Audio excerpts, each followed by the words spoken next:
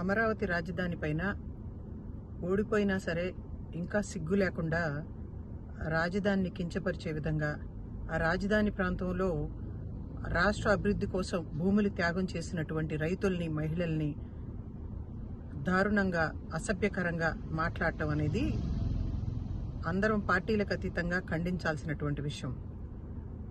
సాక్షి డిబేట్లో ఇద్దరు సీనియర్ జర్నలిస్టులు కూర్చుని ఒక వ్యక్తి రాజధానిని అవమానపరుస్తూ, రాష్ట్రంలో ఉన్నటువంటి మహిళలందరినీ కూడా కించపరుస్తూ అసభ్యకరమైనటువంటి వ్యాఖ్యలు చేస్తుంటే మరొక సీనియర్ జర్నలిస్టు నవ్వుతూ ఖండించకపోవటం అనేది దుర్మార్గంగా భావిస్తూ ఉన్నాం.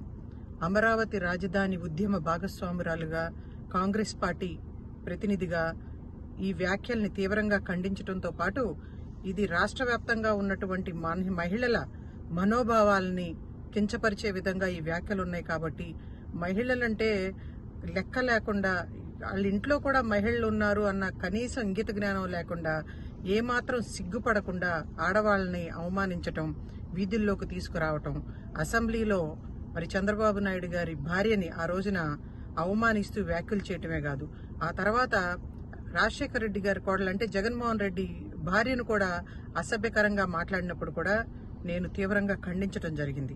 అదేవిధంగా అమరావతి రాజధాని అంటే మన రాష్ట్ర అభివృద్ధి కోసం, మన బిడ్డల భవిష్యత్తు కోసం భూములు త్యాగం చేసినటువంటి రైతుల్ని, మహిళల్ని అవమానపరుస్తూ అసభ్యకరంగా జగన్మోహన్ రెడ్డిగా అధికారంలో ఉన్నప్పుడు పోస్టులు పెట్టి మమ్మల్ని అందరినీ కూడా కించపరిచినా కూడా మేము వాటన్నిటినీ కూడా ఎదుర్కొని ఈ రోజున మళ్లీ అమరావతి రాజధాని పునర్నిర్మాణం చేసుకునేటువంటి పరిస్థితుల్లో మరి ఇప్పుడు మళ్లీ విషం చిమ్ముతూ ఈ వ్యాఖ్యలు చేయటం అనేది అందరినీ బాధిస్తున్నటువంటి అంశం.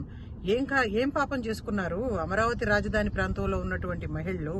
అధికారంలో ఉన్నప్పుడు చాలా అవమానపరిచారు, లాఠీ దెబ్బలతో వాళ్ళందరినీ కూడా ఇబ్బంది పెట్టడం జరిగింది, కేసులు పెట్టారు, జైళ్లు పాలు చేశారు.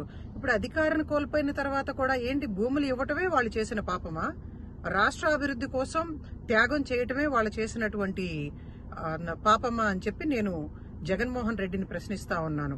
ఇటువంటి అసభ్యకరమైనటువంటి వ్యాఖ్యలు చేసినటువంటి ఇద్దరు జర్నలిస్టులని కూడా తక్షణమే అరెస్ట్ చేయాలి అని చెప్పి రాష్ట్ర ప్రభుత్వాన్ని డిమాండ్ చేస్తూ, సాక్షి ఛానల్ కూడా దీనికి బాధ్యులు కాబట్టి తక్షణమే జగన్మోహన్ రెడ్డి గారు గాని, ఆ సాక్షి ఛానల్ ప్రతినిధిగా ఉన్నటువంటి భారతీ రెడ్డి గారు గాని రాష్ట్రంలో ఉన్నటువంటి మహిళలందరికీ కూడా క్షమాపణ చెప్పాలి అని చెప్పి డిమాండ్ చేస్తా ఉన్నాను.